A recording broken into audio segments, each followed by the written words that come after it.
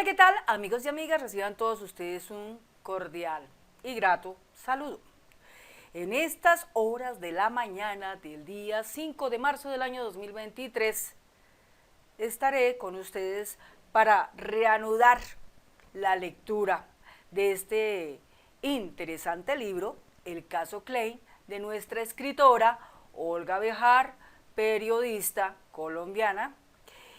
Y recordemos que este libro tan interesante trata sobre el origen del paramilitarismo en Colombia.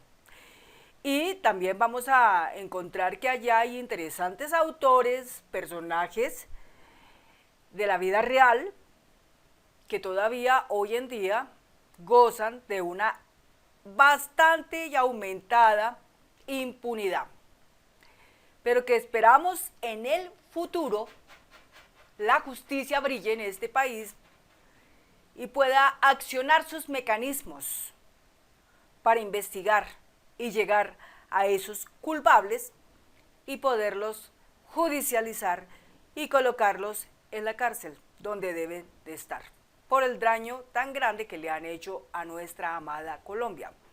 Bien, vamos a empezar entonces. Estamos en el capítulo 5, Puerto Boyacá. Vamos a empezar a tomar curso a la parte 4, páginas 56, 57, 58. Y con esto ya estamos terminando este capítulo 5, muy interesante. Bueno, entonces vamos a empezar. Bien, entonces, decía así. Además, gritar y disparar confunde al enemigo. Fue lo que los ayudó cuando estaban haciendo un patrullaje y la guerrilla los emboscó. Sabían que simplemente tenía que correr hacia adelante, gritar y matarlos. Los guerrilleros no entendieron lo que estaba pasando, ni siquiera dispararon. Estaban sorprendidos. Los de la emboscada no se los esperaban. La guerrilla planeaba, como siempre lo había hecho, matar patos, y de repente les estaba gritando y disparando. No solo se defendieron, sino que supieron cómo atacar a sus agresores. Mataron a todos los guerrilleros, que entraron en shock y no hicieron nada. Aunque fueron los guerrilleros quienes planearon el ataque, murieron todos y mis estudiantes ni siquiera se resultaron heridos. Además, en esta emboscada se llevaron la plata del tesoro de la guerrilla, entre paréntesis, muerto en el enfrentamiento, cierra paréntesis, y ese dinero lo usaron para el segundo entrenamiento. Pero eso fue después de mi partida, porque yo regresé a Israel con las manos vacías. Como pasó bastante tiempo para recibir el dinero por el primer curso, no quería volver a entrar al segundo. ¿Por qué se demoraron? Porque según me explicaron desde el principio, para pagarme cada ganadero debía vender una cantidad específica de vacas, y hasta que no las pudieran vender no me pagaron. Para mí ya es casi un chiste cuando dicen que yo me dediqué a entrenar el cartel de la droga. Y entonces, ¿por qué tuve que esperar a que vendieran las vacas para pagarme? La segunda vez no quería regresar a Colombia. Mandaron a Shoshani para que me convenciera. Mandaron a Luis Meneses hasta Israel y yo siempre respondía: yo a Colombia no vuelvo. A continuación sucede una explicación de notas. Voy a leer algunas de esas notas. La primera: Luis Antonio Meneses Báez, teniente destacado del Ejército Nacional. En su última etapa como miembro del Ejército comenzaron los rumores y las investigaciones contra él por su relación con el paramilitarismo.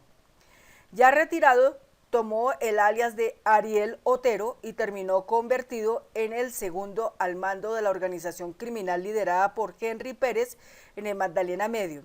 Asumió la comandancia del grupo luego del homicidio de Pérez en 1991. Fue asesinado en enero de 1992 tras las disputas al interior del movimiento y estar trabajando con el cartel de Cali. O sea, ¿quién murió? Pérez, ¿no? Porque Luis Meneses sigue todavía vivo. ACDGAM, Asociación Campesina de Ganaderos y Agricultores del Magdalena Medio, según un informe del DAS citado por la revista Semana. De acuerdo con la información del DAS, la directiva de ACDGAM está integrada por los siguientes capos de esa organización: Henry Pérez, Gonzalo de Jesús Pérez, Luis Rubio, alcalde popular de Puerto Boyacá. Klein se refiere al comandante del batallón Barbula, coronel Luis Arsenio Bohórquez Montoya, quien estuvo a cargo de esa sede militar entre diciembre de 1987 y junio de 1989. Una investigación adelantada por el DAS citada por Colombia, nunca más en su investigación, Puerto Boyacá. Señala que él había permitido el uso del batallón como centro de comunicación y entrenamiento para grupos paramilitares de la región. El coronel Bohórquez y los 1.300 soldados a sus órdenes habían acompañado a las patrullas paramilitares y dado refugio a cabecillas paramilitares cuando llevaban investigadores civiles a la región.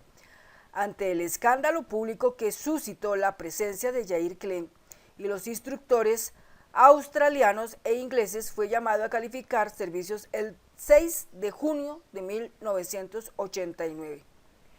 Miguel Maza Márquez, general retirado de la Policía Nacional, fue director del Departamento Administrativo de Seguridad entre 1985 y 1991.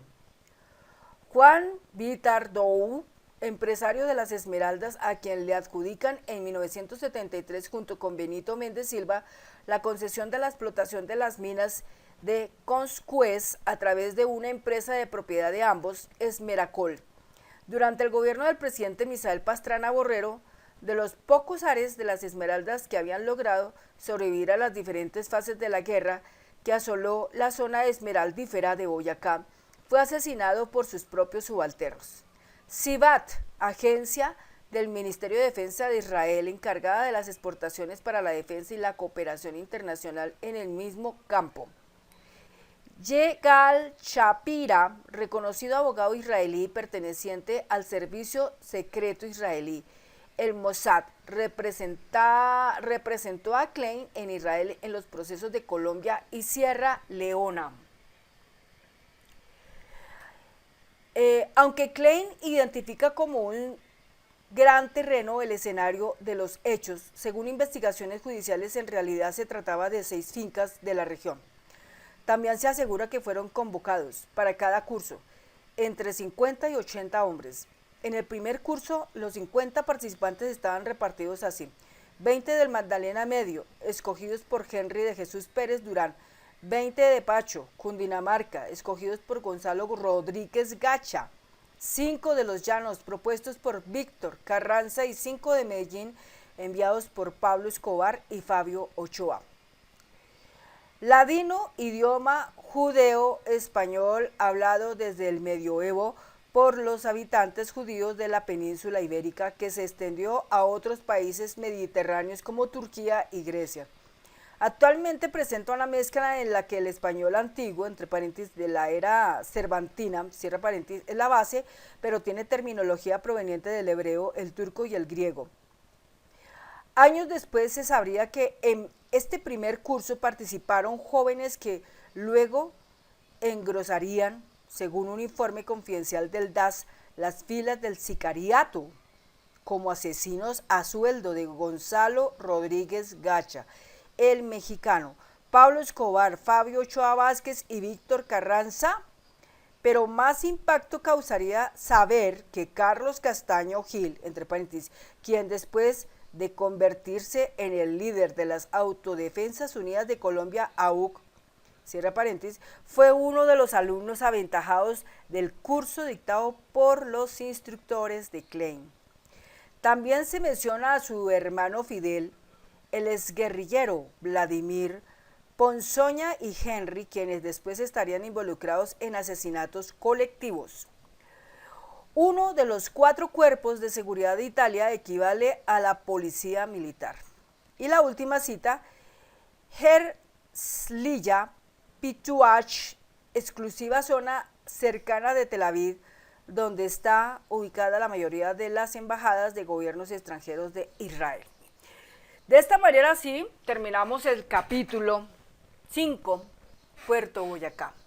De esta manera podemos darnos cuenta hasta aquí quiénes son autores principales del paramilitarismo. Entre ellos está obviamente Álvaro Uribe Vélez, está también Francisco Santos, encontramos personajes del DAS de esa época, el general retirado Miguel Maza Márquez, hoy ya sentenciado y ya obviamente cumpliendo una condena, pero todavía podemos apreciar que aún queda impunidad enorme en estos tiempos, porque todavía hay personajes que se encuentran gozando de libertad y sin ninguna investigación, porque pues definitivamente lo que tenemos en este momento en la fiscalía no es suficiente.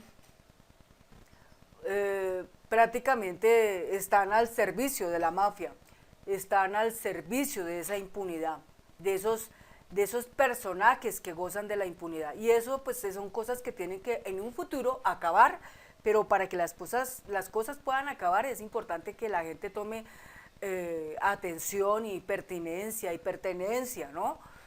A generar una acción de investigación y de lectura sobre esta clase de literatura de la realidad. Nos la ofrece esta escritora Olga Bejar, como también existen otros autores, entre ellos Iván Cepeda Castro, ¿sí? Otro es Ariel Uribe, y así poco a poco vamos encontrando diferentes personajes que podemos hablar que son heroicos porque se han atrevido a denunciar la verdad. Entre ellos está el autor de Matarife, Daniel Mendoza Leal, hoy exiliado en Francia, y quien hoy ha ganado cualquier cantidad de premios por circular todo este contenido a nivel mundial y dar a conocer todo lo que ha pasado en la historia de Colombia en todos estos años. Entonces, relativamente la fuerza está ahí, y pienso que en este momento los medios de comunicación hacen también mucho ahí, puja, digámoslo así, porque no están concentrados en sacar a la luz las verdades, sino solamente en buscar cómo ayudar a la mafia a esconder esas verdades, pero sí destacan enormemente a todo momento, son mentiras. Mentiras que solamente conducen a un saboteo de la paz total que hoy se construye en Colombia a través del gobierno de nuestro presidente Gustavo Francisco